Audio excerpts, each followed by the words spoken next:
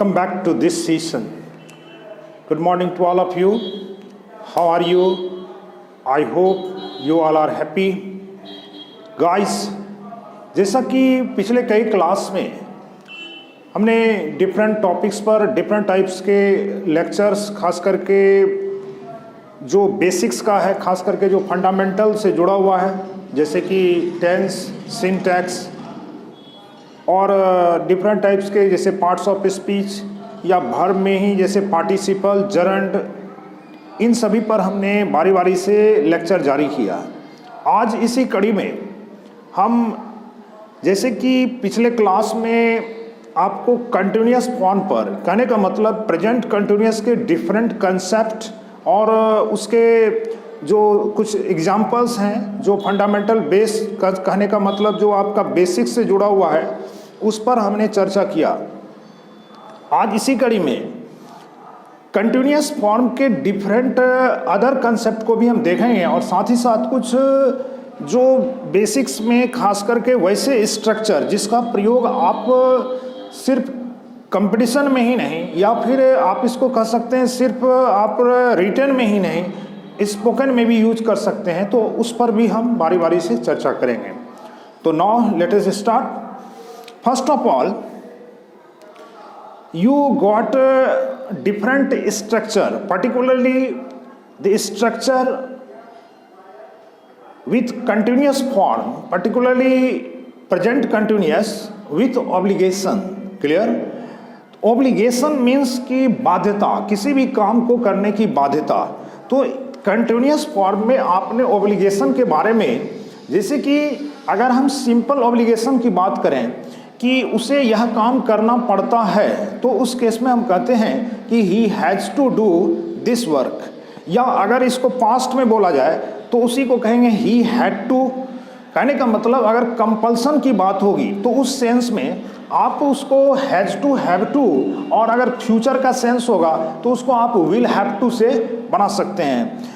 इन सभी केसेस के बाद अगर देखा जाए तो आपको हमने ये भी बताया था कि कोई भी कंटिन्यूअस फॉर्म में अगर आप स्ट्रक्चर को इस प्रकार से देखते हैं कि सब्जेक्ट प्लस एक्सिलरी वर्ब, और अगर ये एक्सिलरी वर्ब मान लो कि प्रेजेंट फॉर्म में है तो इज, एम, आर, और इसी केस में आ जाता है एक having two plus V1 plus object.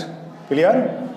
यहाँ पर आप इस स्ट्रक्चर का प्रयोग कंटिन्यूअस फॉर्म में कर सकते हैं, खास करके जब कंटिन्यूअस के साथ साथ किसी कंपल्सन या ऑब्लिगेशन की बात हो, अर्थात किसी भी काम को करने की बाध्यता हो।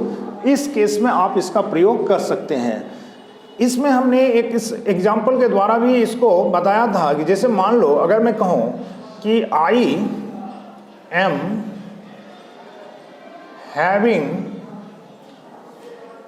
having to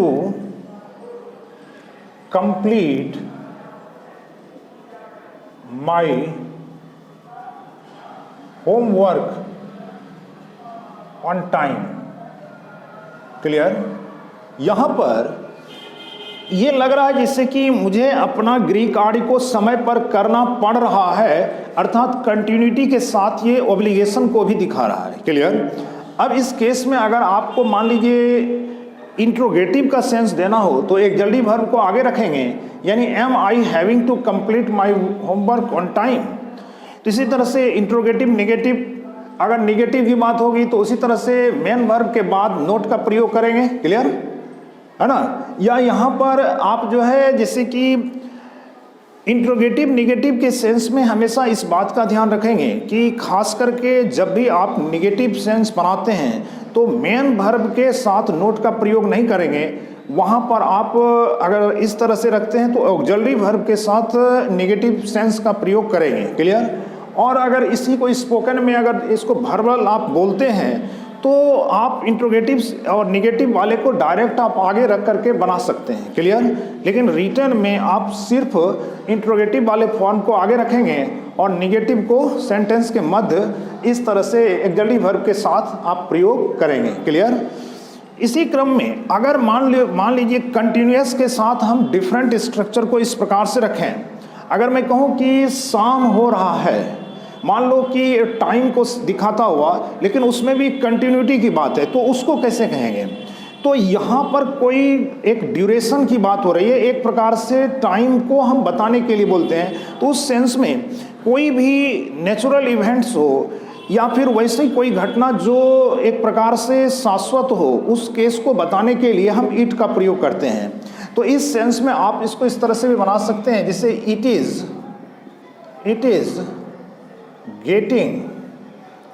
गेटिंग इवनिंग, या मान लो कहते हैं देर हो रही है ना, तो इट इज गेटिंग लेट शब्द का प्रयोग यहाँ कर सकते हैं। मान लो कि शाम हो रही है, अगर मान लो सुबह हो रही है मॉर्निंग, तो कहने का मतलब इट के साथ हमेशा ऑक्सिलरी वर्ब के रूप में सिंगुलर वर्ब यानी कि सिंगुलर फॉर्म इज का ही प्रयोग किया जाएगा। और गेटिंग से आप किसी भी वैसे टाइम को जो एक प्रकार से कंटिन्यूअस फॉर्म में दिखा रहा है कि हो रहा है, क्लियर यहाँ पर। अब इसी प्रकार से मान लो कि कुछ ऐसे सेंटेंस भी हैं जिसको कि आप इस तरह से कह सकते हैं, मान लो इसी सेंस में कि कोई भी एक्टिविटी को दिखाने के लिए जो कंटिन्यूअस फॉर्म में हो, क्लियर। यहाँ है कि अभी टाइम के बारे में अगर मैं कहूँ कि मेरा मित्र चालाक हो रहा है ऐसा, या मेरा मित्र बुद्धिमान हो रहा है, तो इसको कैसे दिखाएंगे? तो डायरेक्ट सब्जेक्ट है, तो माय फ्रेंड इज, है ना, बीइंग, यहाँ पर आईएनजी का फॉर्म रहेगा। जैसे देखिए कि इस केस में भी आईएनजी का फॉर्म है, यानी गेट से आप गेटिंग शब्द यहाँ पर बनाए हैं। लेकिन अगर मैं कहूँ कि मेरा मित्र ईमानदार हो रहा है, या मेरा मित्र चालाक हो रहा है, या मेरा मित्र बुद्धिमान हो रहा है, तो इस केस को दिखाने के लिए भी आपको इस तरह से प्रयोग करना होगा, जैसे कि माय फ्रेंड, है ना, इज बीइंग, इस तरह से लिख सकते हैं। यानी यहाँ कोई ना कोई एडजेक्टिव का टर्म इस प्रकार से आएगा, क्लियर। अब यहाँ पर एक चीज ये भी देखना है कि बीइंग शब्द यहाँ भी बीइंग यानी कि ऑक्सिलरी वर्ब में एक ये भी आता है जिसका मीनिंग होता है होना से, और ये कंटिन्यूअस फॉर्म को दिखा रहा है, इसीलिए सब्जेक्ट ईएमआर के साथ वर्ब का यहाँ फोर्थ फॉर्म और एडजेक्टिव का टर्म आएगा ही आएगा। तो इस केस में कहने का मतलब कंटिन्यूअस, इस प्रकार से भी आप कंटिन्यूअस फॉर्म के स्ट्रक्चर को रख सकते हैं, क्लियर। इसी तरह से आपको ये भी जानना जरूरी है कि जब भी कंटिन्यूअस आप इस तरह से स्ट्रक्चर प्रयोग करते हैं तो उसमें आपको आईएनजी युक्त इस प्रकार से आता है, जैसे subject EMR plus V4 plus object. लेकिन आप ये भी जानिए कि ऑक्सिलरी वर्ब यानी ईएमआर का प्रयोग कहाँ कहाँ हो सकता है।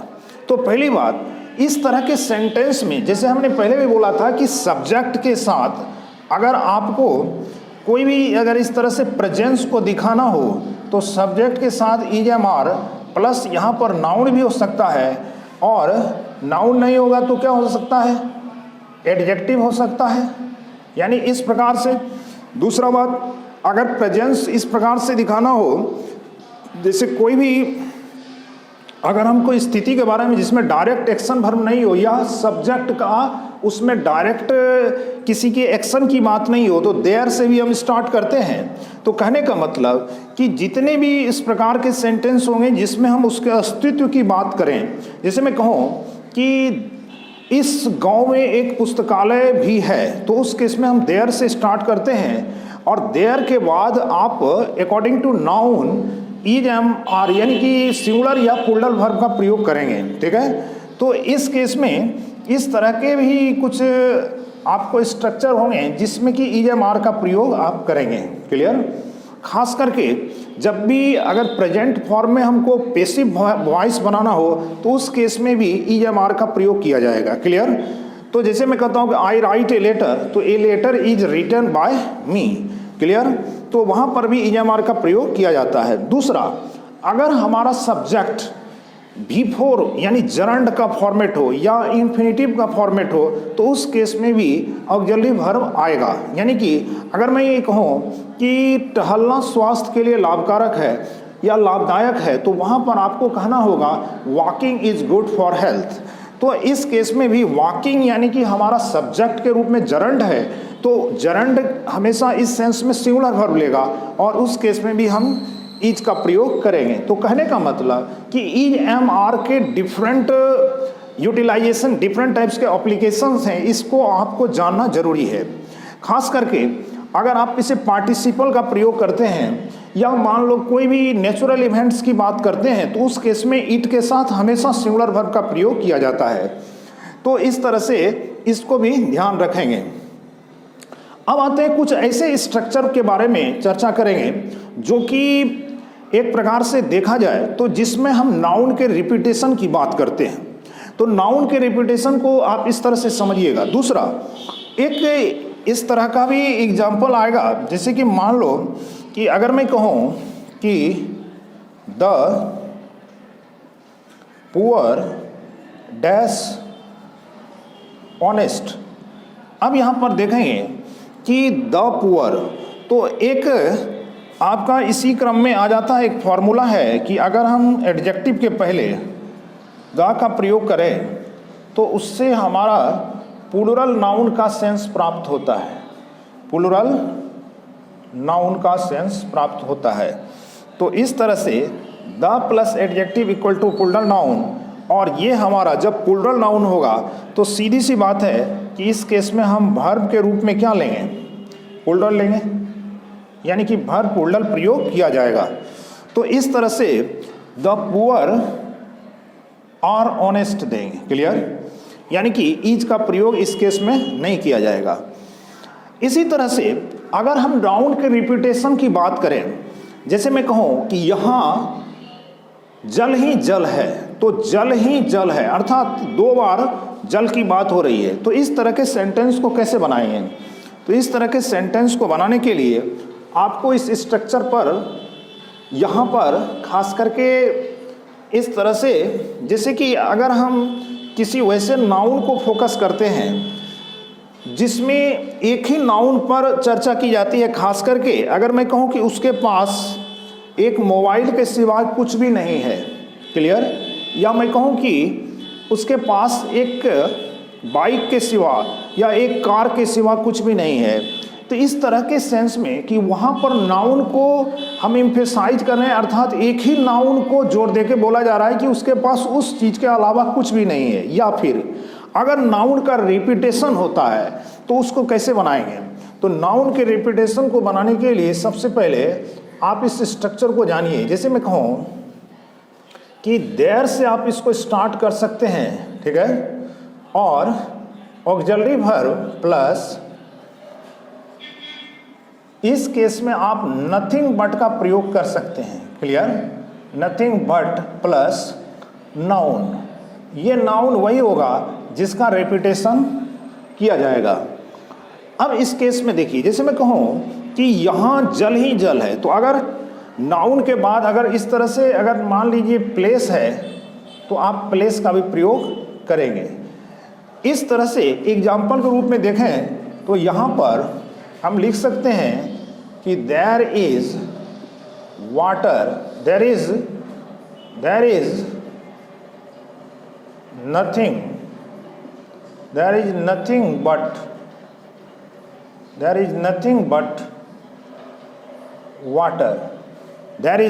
But water.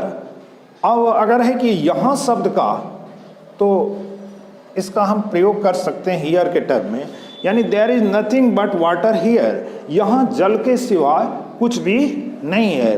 अब इस सेंस में इस तरह का अगर कि यहाँ छात्र ही छात्र हैं, तो इस केस में ध्यान रखेंगे कि नथिंग बट के बाद अगर नाउन हमारा प्लूरल फॉर्म में यहाँ यूज करते हैं तो इस केस में देयर के तुरंत बाद आपको प्लूरल वर्ब का प्रयोग करना होगा। अदरवाइज अनकाउंटेबल नाउन और सिंगुलर काउंटेबल नाउन का अगर हमको सेंस देना होगा तो उस केस में यहाँ पर देयर के साथ इज का ही प्रयोग किया जाएगा, clear.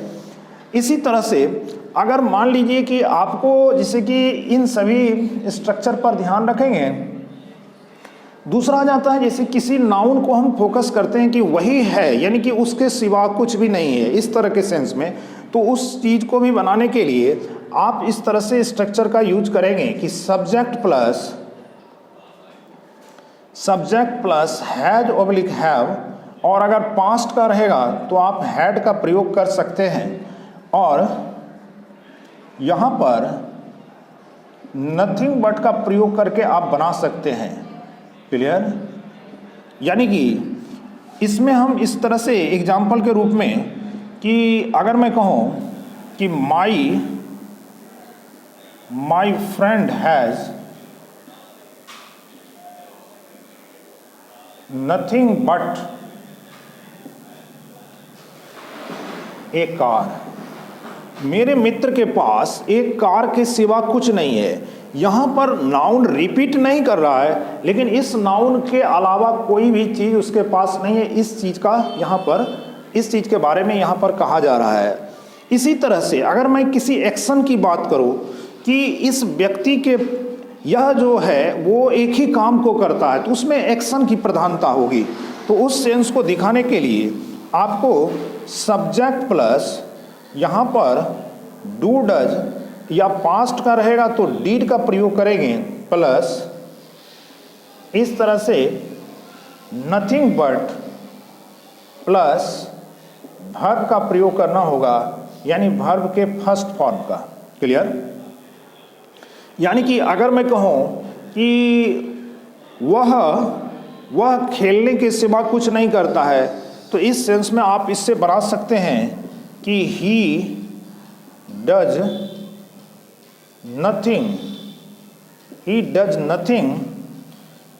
Nothing but play. Clear? वह पढ़ने के सिवा कुछ नहीं करता, हमेशा पढ़ते रहता, अध्ययन बताया जा रहा है। आप इसको प्रैक्टिस करेंगे और ज़्यादा से ज़्यादा प्रैक्टिस ही आपको स्ट्रांग बनाएगा, और कहा भी गया है practice max man perfect. Clear? इसी तरह से अगर मान लीजिए इस तरह का सेंस दें कि कोई भी व्यक्ति है और अगर उससे मैं कहूँ कि आपसे ये उम्मीद की जाती है कि आप इस कार्य को समय पर एक प्रकार से पूरा करने की, आपसे इस कार्य को समय पर पूरा करने की उम्मीद की जाती है, तो उसको कैसे बनाएंगे? तो इस तरह से आप इस तरह के सेंटेंस को कैसे रखेंगे? तो इसका स्ट्रक्चर ये है, subject plus auxiliary verb plus supposed. Clear? या सपोज की माना जाता है, यानी कि सपोज करना, हम इसको थोड़ी देर के लिए बोल देते हैं, लेकिन आशा की जाती है तो होप कहेंगे, तो उसी में ईडी लग जाएगा। या उम्मीद की जाती है, एक्सपेक्ट शब्द से, एक्सपेक्टेड है ना, होप्ड। क्लियर? यानी आपसे आशा की जाती है इस कार्य को समय पर पूरा करने की। क्लियर? तो इस सेंस में हमेशा आपको ये देखना है कि जब भी इस तरह का आएगा तो वहाँ पर जो पर्पस है इस किसी कार्य को करने की, तो वहाँ पर 2 + V1 से उसको आप अटैच करेंगे। जैसे आपको ये मैं कहूँ कि आप लोगों से अपने गृह कार्य को समय पर पूरा करने की आशा करता हूँ, या आशा की जाती है, वहाँ पर की जाती है, क्योंकि ये पैसिव सेंस है, और पैसिव सेंस जब भी होगा तो ऑक्सिलरी वर्ब के बाद ये वर्ब का थर्ड फॉर्म लेगा ही लेगा। तो इस तरह से एग्जाम्पल के द्वारा इसको आप समझ सकते हैं कि यू आर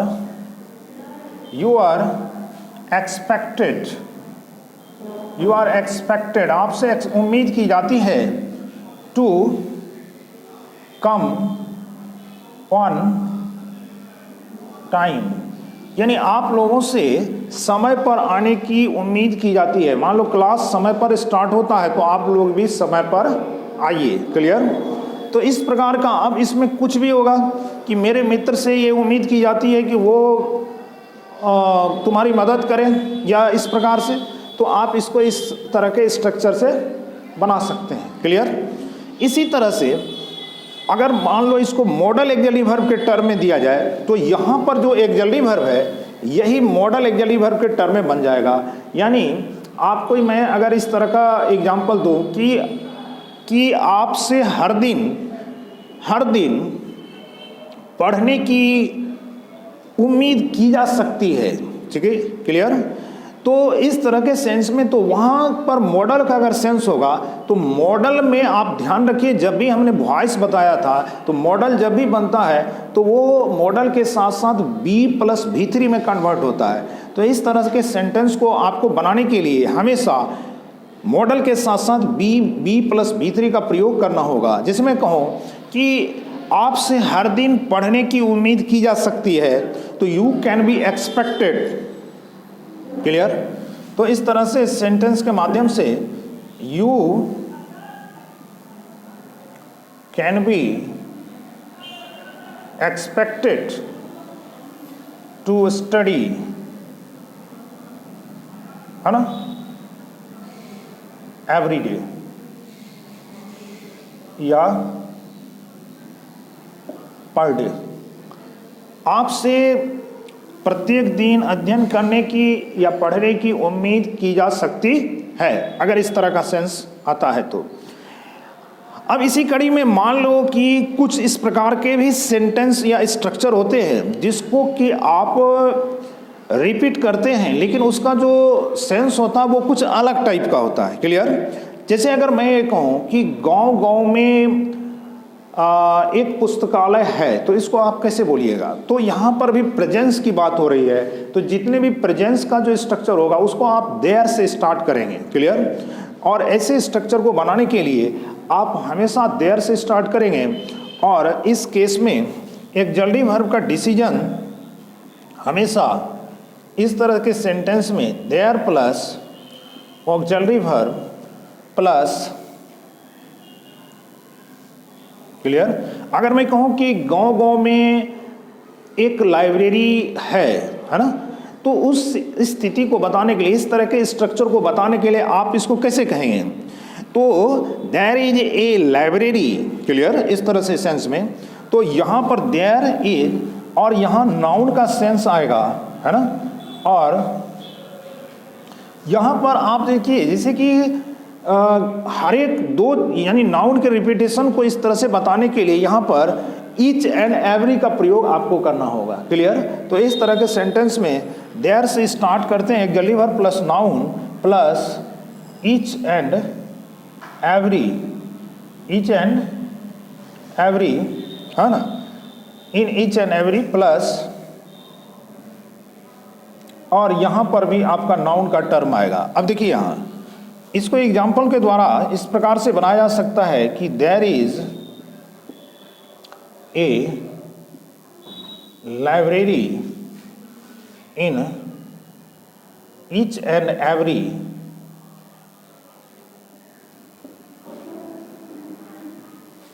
विलेज। अगर इस तरह का सेंटेंस मान लीजिए आपको कहना पड़े। क्लियर? अगर मैं ये कहूँ कि कण कण में भगवान है, तो इसको कैसे बनाइएगा? तो there is God in each and every particle. Clear? तो इस तरह का सेंटेंस भी आप प्रैक्टिस के रूप में करके बना सकते हैं और ज़्यादा से ज़्यादा इसका प्रयोग कर सकते हैं, ताकि आपका फंडामेंटल क्लियर हो, और जितना फंडामेंटल क्लियर होगा उतने आसानी से आप इसको रिटन और स्पोकन में यूज कर सकते हैं। तो आज के लिए इतना ही। नेक्स्ट क्लास में कुछ अदर सिंपल और फंडामेंटल स्ट्रक्चर के साथ पुनः क्लास को आगे बढ़ाएंगे। तो आज के लिए इतना ही। So thank you very much.